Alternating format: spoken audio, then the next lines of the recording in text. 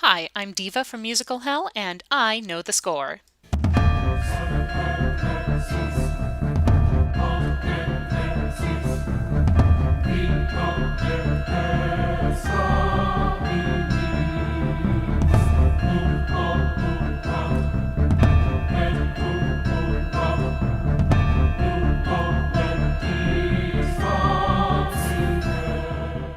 Well, it's only my second Musicals 101 installment, and I'm already switching things up a bit, because I had initially intended this segment to be about older shows rather than more recent works. But I just had to, because if by some extraordinary circumstance you have not heard of this musical yet, you really should. What's your name, man? Alexander Hamilton. If you've been following theater news at all in the past year, you know that Hamilton, Lin-Manuel Miranda's multi-ethnic rap opera about the life of America's first Treasury Secretary, has been generating buzz ever since it opened at the Public Theater back in February. Everybody from Michelle Obama to Weird Al Yankovic was talking about how awesome this show was. People were talking Tony Award. People were talking Pulitzer. The run at the Public sold out, as have seats at the Richard Rodgers where Hamilton transferred in August. And when the original cast recording dropped in September, well, the internet exploded. In fact, some of you might be getting a little weary of all the talk already. But hey, this is the part of my channel where I get to geek out about the things I like, so we're doing this. Note that there will be spoilers in this video, but as the plot developments are over 200 years old and revealed in the opening number, I consider them fair game. And me. I'm the damn fool that shot him. Yeah, consider this your incentive to go out and listen to the Spotify playlist already. So how did a biomusical about a guy most people only know as that dude on the $10 bill make such a huge impact? The aspect of Hamilton most often brought up, its use of hip-hop in a story about colonial America, is, well, interesting, not necessarily innovative. The Sound of Music theater has always, to various extents, been tied to the sound of popular music, from the Tin Pan Alley days of Irving Berlin and Cole Porter to the rock modes of Hair and Rent to the power pop ballads of Andrew Lloyd Webber and Claude Michel Schoenberg.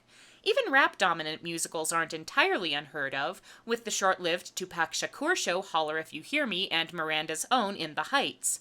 Using current music to add relevance to period settings is also an established device, in shows like Jesus Christ Superstar and Spring Awakening.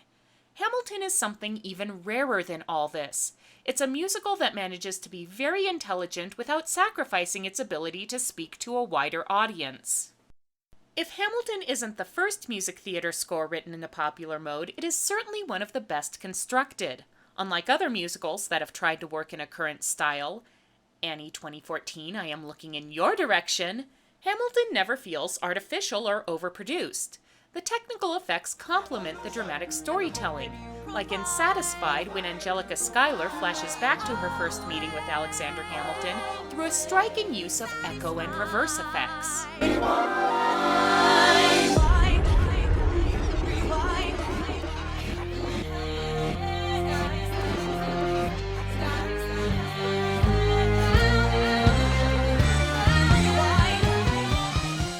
Lin-Manuel Miranda's writing displays near Sondheim levels of character and dramatic development. The leitmotifs for each character not only define and describe them musically, but demonstrate how the characters relate to each other.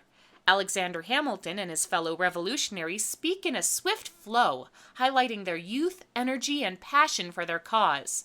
One of my favorite examples is in Farmer Refuted, in which Hamilton shuts down the arguments of a British loyalist by literally talking circles around him, allowing Miranda to make brilliant use of consonants. Heed have you all unravel at the sound of screams, but the revolution's coming. The have-nots are gonna win. Just it's hard to listen to you with a straight face. Aaron Burr's motifs, meanwhile, are smoother and more fluid, which not only fit his opportunistic personality, but emphasize his differences with Hamilton, which contribute to their increasingly volatile relationship. And speaking of volatile differences, Thomas Jefferson is introduced with an old-fashioned boogie-woogie number, an instant contrast from Hamilton's urban sounds. This instantly sets him up as the older, more conservative Southern rival to the ambitious young New Yorker. So what did I miss? What did I miss? Virginia, my home sweet home, I wanna give you a kiss. For further contrast, King George III's theme is written in a bouncy Herman's Hermits style, separating him not only chronologically but geographically from the American characters. Oceans rise, empires fall. We have seen each other through it all. And when push comes to shove, I will send a fully armed battalion to remind you of my love. The use and development of the musical themes also add context to much of the story's action. Hamilton is told in a primarily narrative fashion, but it never feels like an endless parade of exposition due to the way the music adds dramatic weight and connects various elements.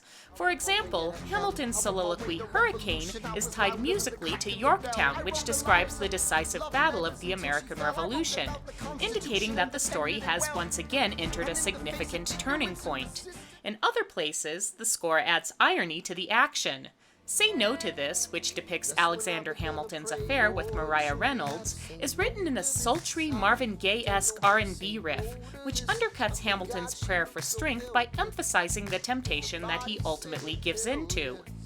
No, show me how to say no to this. I don't know how to say no to this. In my mind I'm trying to go.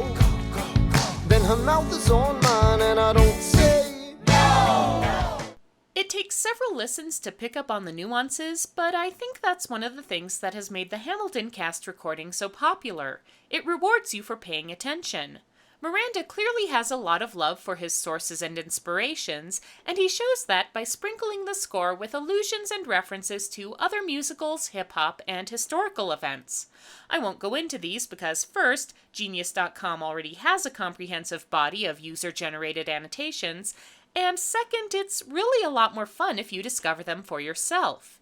These are the kind of shoutouts that, rather than trying to call attention to their own cleverness, make you feel a little cleverer when you catch them. And then there's the simple fact that this music is unbelievably powerful. It's visceral, gripping, and very catchy. There is a distinct drive throughout the score that brings immediacy and emotional resonance to the historical events.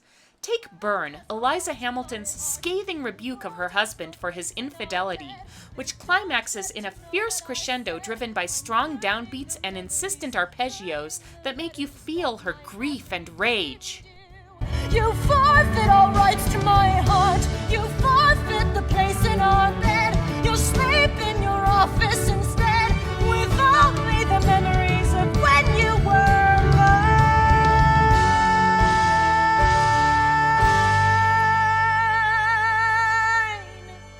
And that's perhaps the real secret of Hamilton's success. It is ultimately a universal story.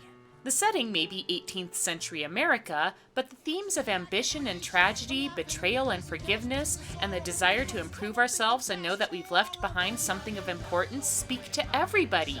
And that universality is emphasized by the modern music and minority-dominant cast.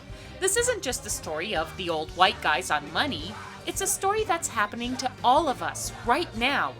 And when you strike a chord that deep, you're bound to get an enthusiastic response. I'm Diva, I know the score, and I am so in love with this musical. Take a shot, and I am not throwing away my shot.